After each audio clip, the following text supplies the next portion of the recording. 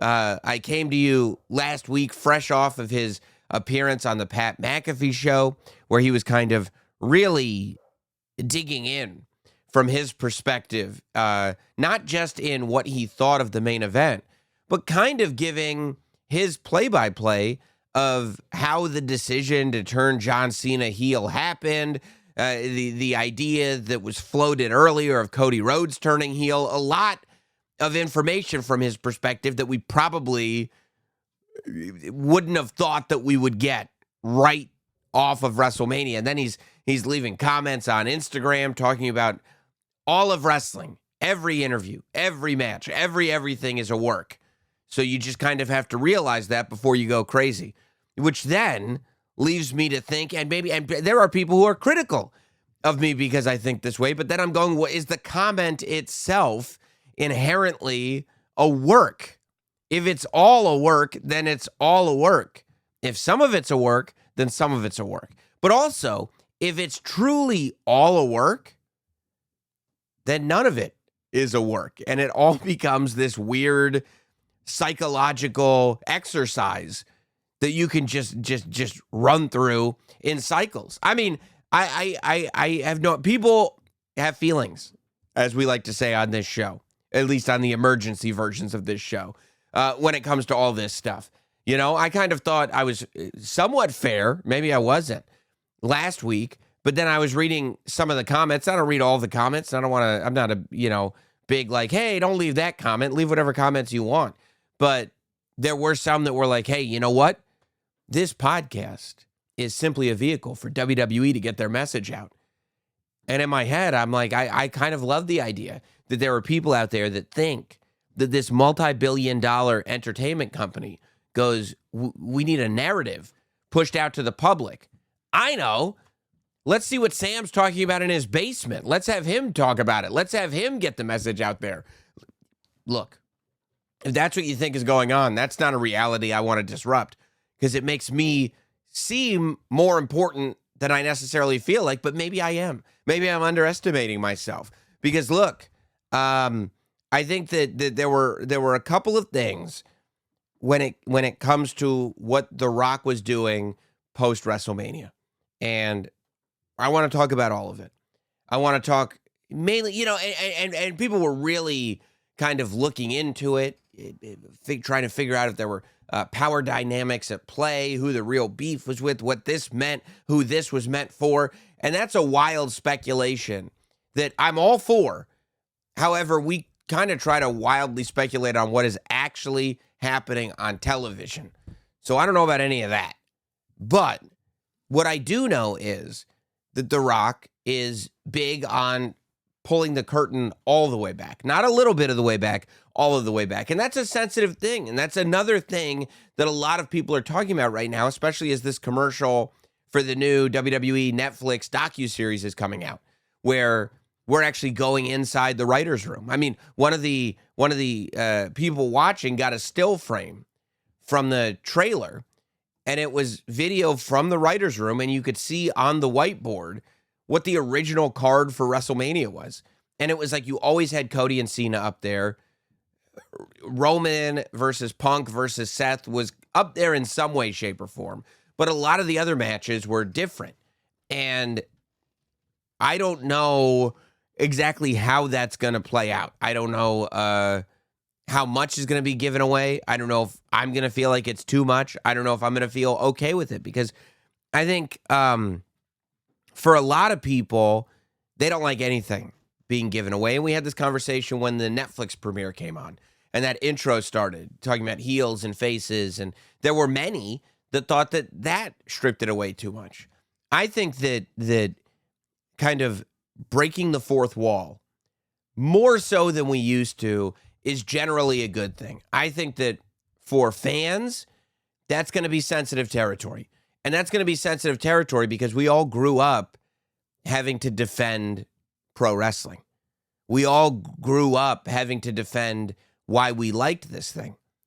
And saying that fake F word was not something, it was not something that was done with love for us. We had to go to school And we had to defend why we liked this thing and why it wasn't so fake and why it wasn't this and why it wasn't that.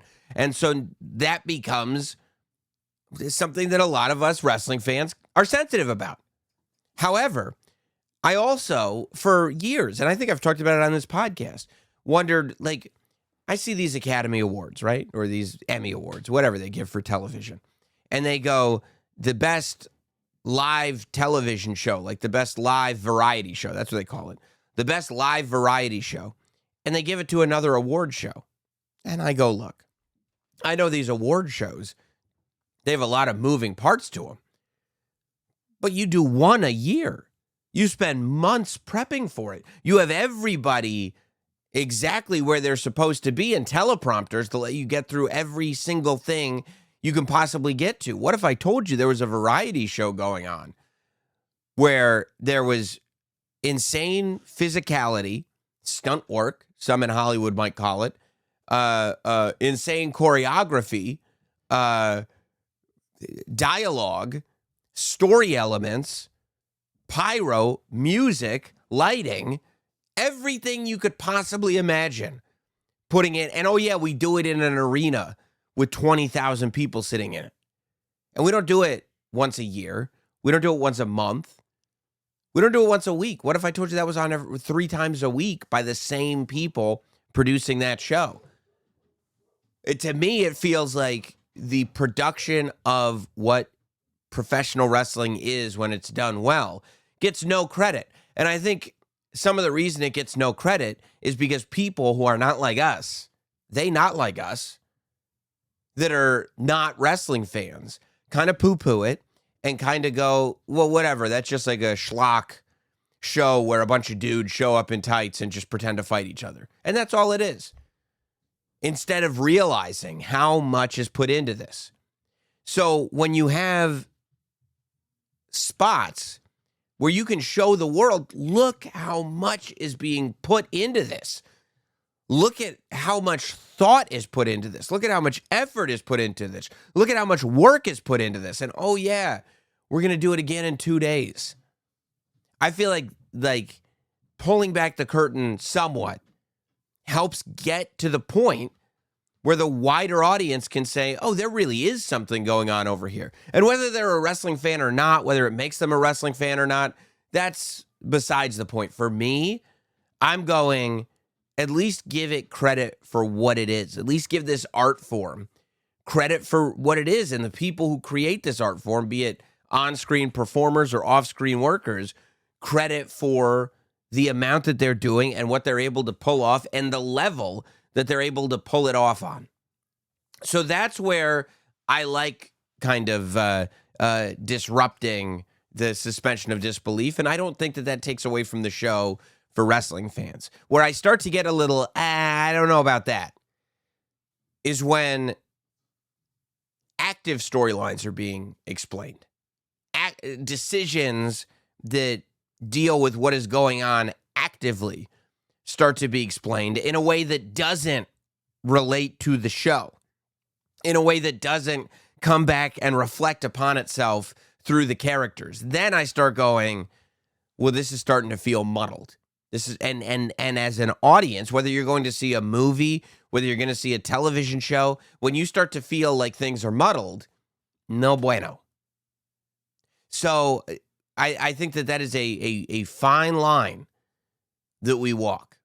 And like, I don't know if the story of how we turn John Cena heel needs to be said now, or is a story that we can visit next year after John Cena's retired.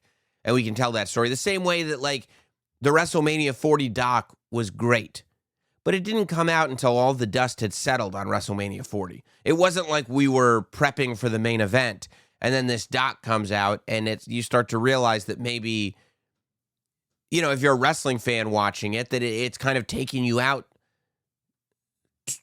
enough that it becomes difficult to invest in what you're watching. And that, I think, is what we all want to avoid. All that said, The Rock, Dwayne Johnson, whatever you want to call him, is a human being who loves professional wrestling. He loves pro wrestling. So I would love to hear from him what his philosophy is behind it. Why he would say that stuff. You know what I mean? Like to what end is it? I think that's very, very interesting.